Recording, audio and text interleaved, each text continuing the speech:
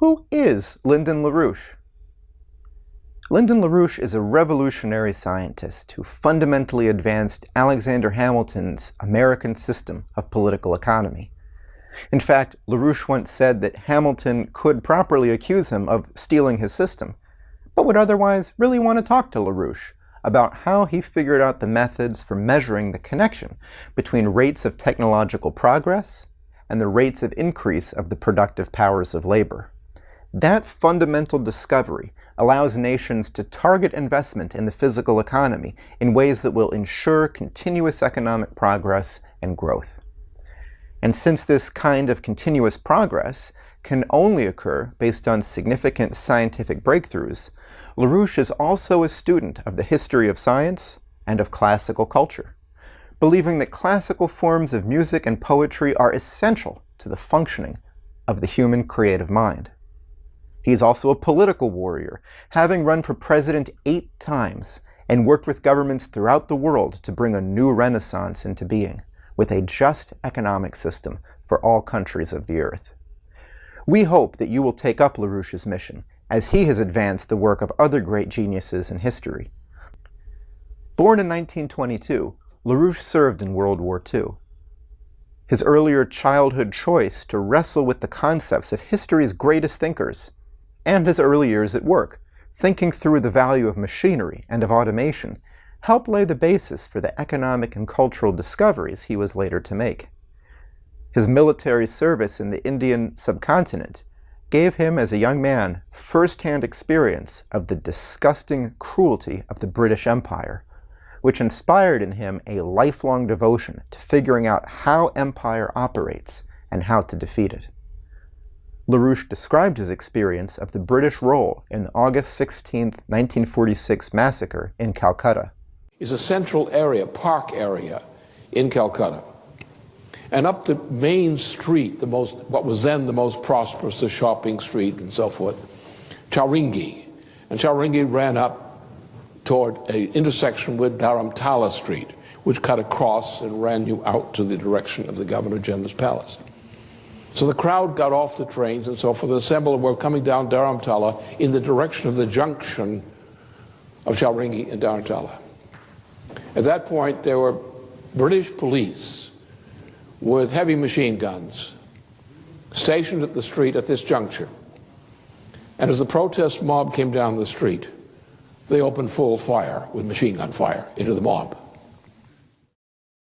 The closing period of World War II saw the death of Franklin Roosevelt, whose intention to end colonialism worldwide at the conclusion of the conflict sadly did not come to pass.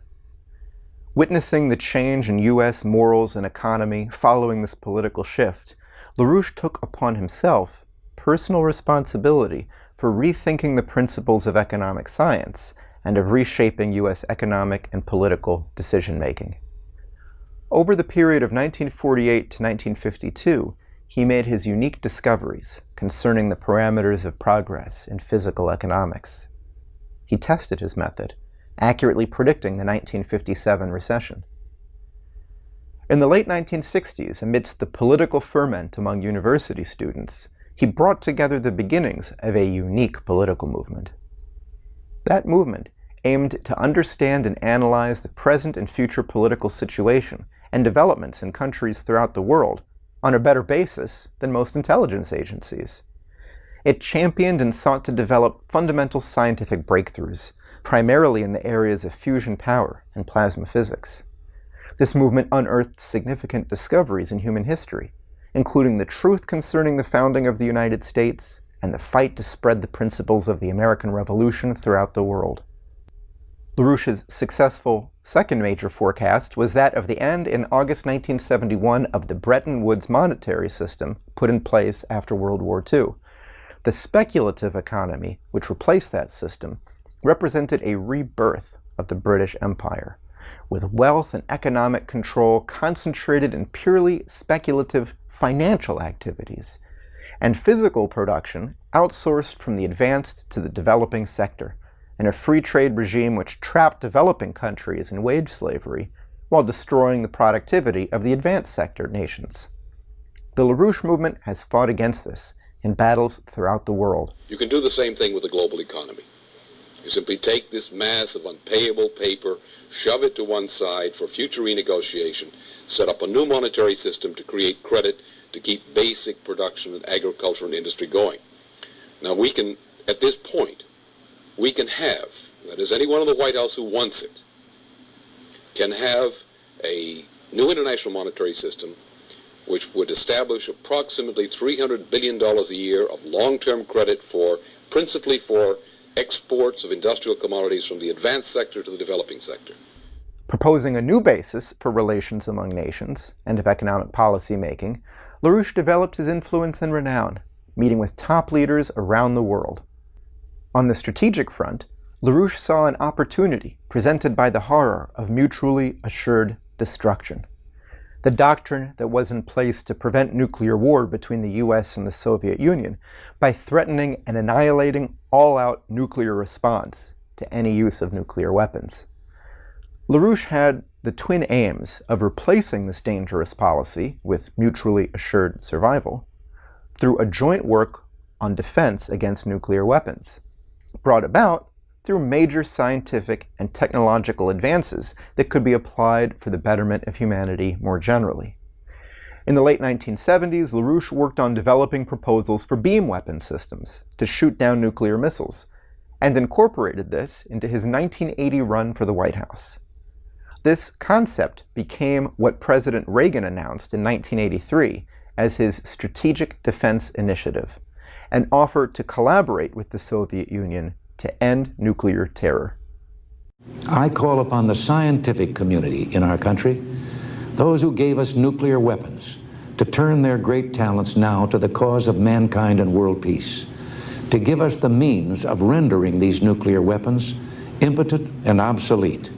As an official back-channel negotiator with the Soviet Union, LaRouche warned his Soviet contacts that if the USSR rejected Reagan's offer, they would collapse in, as he put it, about 5 years. The Soviets did reject the offer from Reagan, and the calamitous problems of Soviet economy built up. As he saw its impending collapse developing over the years, LaRouche, in West Berlin in October 1988, forecast to everyone's disbelief the imminent reunification of divided Germany. Under the proper conditions, many today will agree that the time has come for early steps toward the reunification of Germany, with the obvious prospect that Berlin might resume its role as the nation's capital. Speaking with certainty of what was to occur, LaRouche laid out proposals for common development in Eastern Europe, crossing the Iron Curtain. And against all expert opinion, the Berlin Wall fell the following year. But LaRouche's success in shaping U.S. policy on the presidential level and the influence he was gaining around the world had made him powerful enemies. He was unable to witness German reunification in person because he was in prison as a result of a politically motivated prosecution involving Robert Mueller, a prosecution that makes the Russiagate attacks on Trump look almost mild. Former U.S. Attorney General Ramsey Clark wrote that the prosecution of LaRouche involves a broader range of deliberate and systematic misconduct and abuse of power over a longer period of time in an effort to destroy a political movement and leader than any other federal prosecution in my time or to my knowledge. Undeterred, in 1992, LaRouche made his 5th run to be U.S. president, this time running from prison.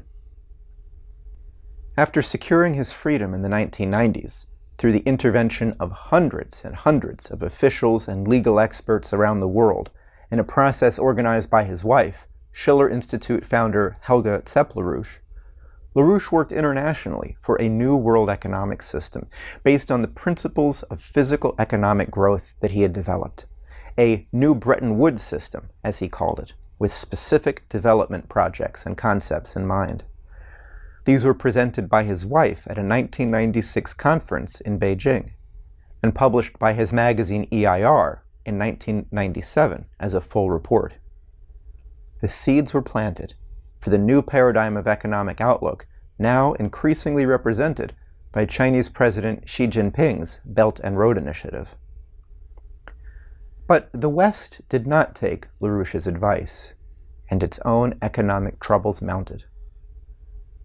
With the election of the disastrous George Bush in 2000, LaRouche made a speech on January 3, 2001, before the inauguration of Bush, about whom he said, quote, "The incoming president promises to be the greatest catastrophe in American presidential history." With a global financial crisis brewing, LaRouche forecast what was coming up.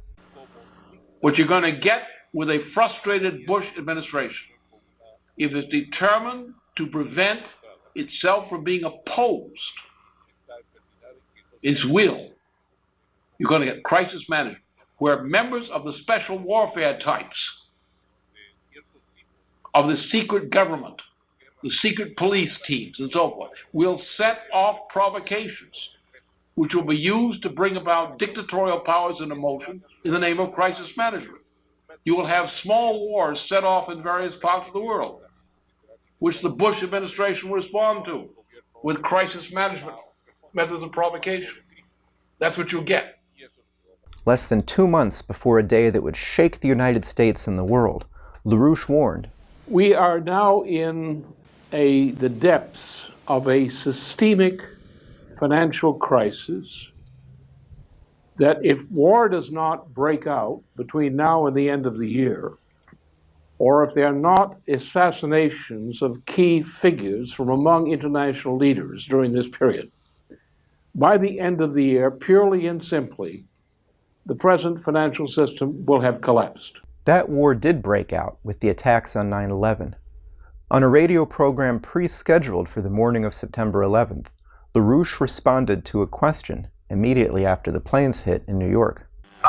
Lyndon, is there any reason to assume that this would be something other than Osama bin Laden doing this? Osama bin Laden is a controlled entity. Osama bin Laden is not an independent force. Remember how he came into existence?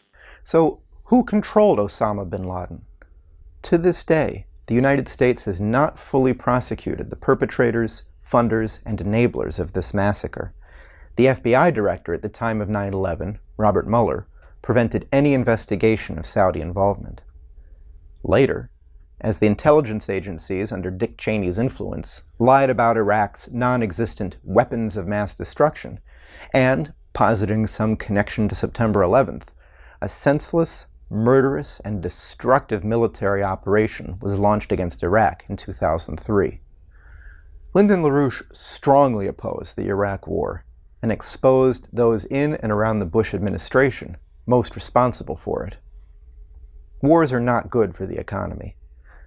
As trillions of dollars were wasted in murder in other nations, the U.S. continued its decline. As housing prices were rising rapidly and anyone with a pulse was able to get a mortgage, LaRouche spoke in July 2007 to the effect that the world was facing a crisis far more profound than U.S. mortgages. Too many things are unstable. First of all, this occurs at a time where the world monetary financial system is actually now currently in the process of disintegrating. There's nothing mysterious about this. I've talked about it for some time. It's been in progress. It's not abating. What's listed as stock values and market values in the financial markets internationally is bunk. These are purely fictitious beliefs. There's no truth to it. The fakery is enormous. There is no possibility of a non-collapse of the present financial system. None. It's finished now. The present financial system cannot continue to exist under any circumstances, under any presidency, under any leadership, or any leadership of nations.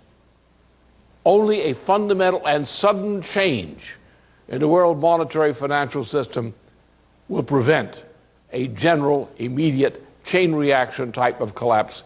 At what speed, we don't know, but it will go on and it will be unstoppable.